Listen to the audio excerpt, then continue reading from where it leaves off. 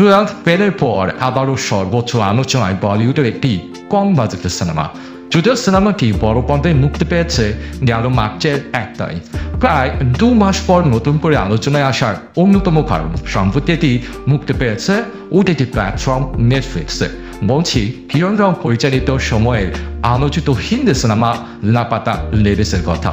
এই সিনেমা নিয়ে বিস্তারিত থাকছে প্রতিবেদনে। এখন আলোচিত সিনেমা মানেই যেন মার্কাটারি অ্যাকশন আর যৌনতা, এসবের মধ্যে এক মুঠো তাজা বাতাস নিয়ে এসেছে কিরণ রাও পরিচালিত লাপাতা লেডিস। এই সিনেমা দিয়ে প্রায় 12 বছর পর পরিচালনায় ফিরলেন কিরণ।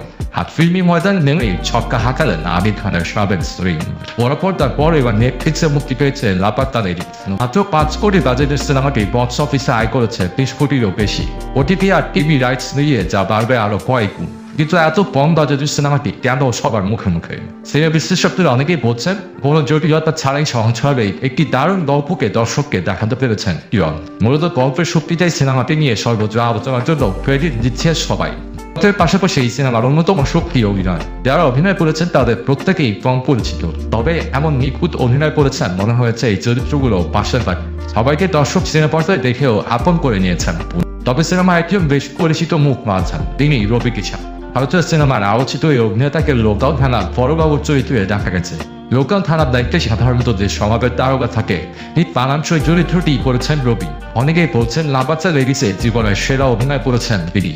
এদিকে লাপাতা লেডিসে জয়া চরিত্রে অভিনয় করে তারকা খ্যাতি পেয়েছেন বলিউডের তরুণ অভিনেত্রী প্রতিভা রত্না। আর মাত্র 16 বছর বয়সে পুরো চরিত্রে অভিনয় করে নজর পেয়েছেন আরেক অভিনেত্রী হিতাংশী কোয়েন। এর মধ্যে পরিবার থেকে দুই কোণের আলাদা হয়ে যাওয়ার গল্প নিয়ে তৈরি হয়েছে লাপাতা লেডিস। স্ত্রীদের খুঁজে পেতে পুলিশের কাছে যান দুই স্বামী। প্রথমে ছবি নিয়ে বিপাকে পড়ে যায় পুলিশও। একজনের ছবি নিয়ে আর অন্যজনের মাথায় লম্বা ঘুমটা। তারপরও তুই নববধূর সন্ধানে নামে পুলিশ। অন্যদিকে সম্পূর্ণ আলাদা জগতে গিয়ে নিজেদের নতুন করে আবিষ্কার করেন গ্রামে বেড়ে ওঠা দুই কনে।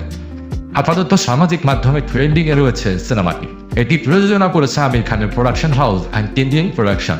দর্শক মন জয় করার পর এবছর পুরস্কার মঞ্চে কতটা ঝড় তুলতে পারে লাপাতা লেডিস, সেটাই এখন দেখার অপেক্ষা।